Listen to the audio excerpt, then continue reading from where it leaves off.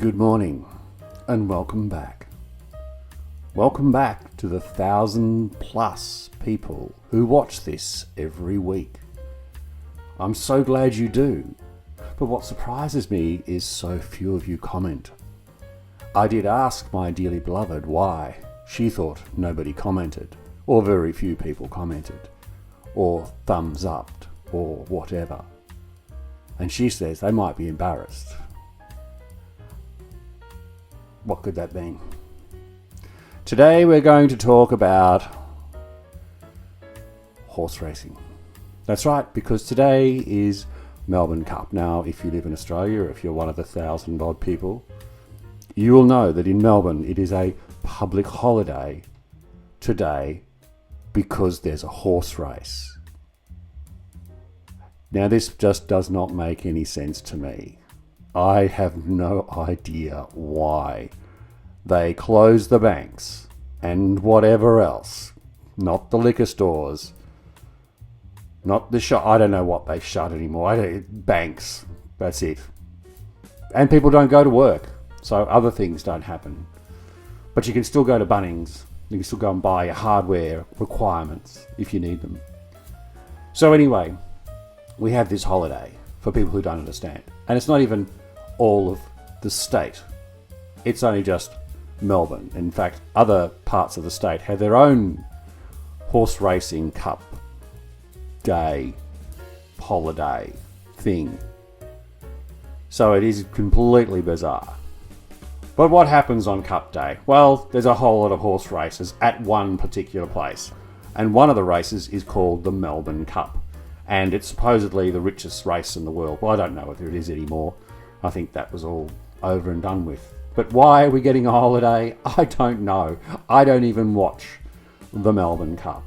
Even when I go to a party, which somebody will host, called a Melbourne Cup party or a Cup Day party, I will not watch the race.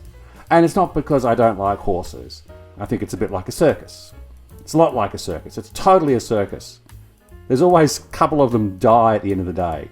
And I've had a little bit of contact with horse racing in my time. My first experience with horse racing and racehorse ownership was through my great uncle Tom, who had no children, but had a lot of money and decided to waste most of it, or a fair bit of it, on horse racing. And he said, horse racing is like trying to heat yourself by burning $50 notes. That was the takeaway I got from him. In fact, one of the worst experiences I ever had with the Melbourne Cup was when I turned up at a party and I only knew one person, and it was a rainy Melbourne Cup day. Anyway, I only knew one person. That was the person that invited me. So everybody else was a stranger to me. Anyway, we put some money into the kitty or something for a sweep, and I put my hand in the hat and pulled out one of the horses. Fine.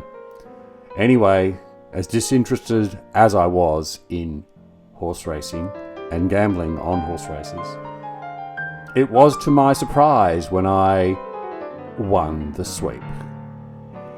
And I can remember kind of getting the $300 in this hand and walking slowly backwards out of the party and waving goodbye to all the people I had never met before and would never meet again.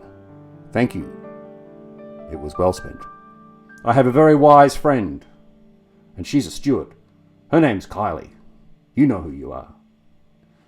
And you told me once that not many people will turn up to your funeral, because I think she was getting at she was a very effective steward, which means a lot of people are not happy with how well she does her job. Because with horse racing, there is a lot of cheating going on, believe it or not. You might think it might not be like that, because they're always trying to find ways to make those horses run faster. And they'll do stupid things. Drugs, electric shocks, all sorts of things that make the horses die prematurely. So it's really quite a cruel thing to happen. I then came in contact with horse racing again professionally when I used to work in a television studio. And I would be charged with the boring jobs, such as when a vet has to turn up at court. The vet would be the expert witness, and he would present a videotape showing the exact moment. Close your ears if you're going to have some sort of squeamish response.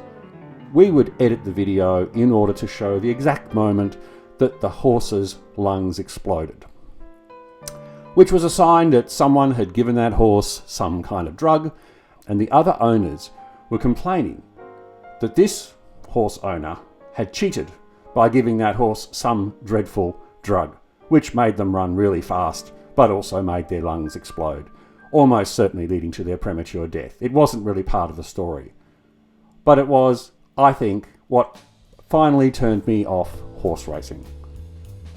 And so it would be much better not to support this whole thing and avoid gambling on it, which just encourages them. It just makes it worse. It makes people more cruel.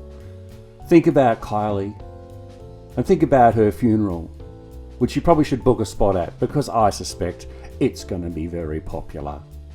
And why don't you have a great Melbourne Cup day?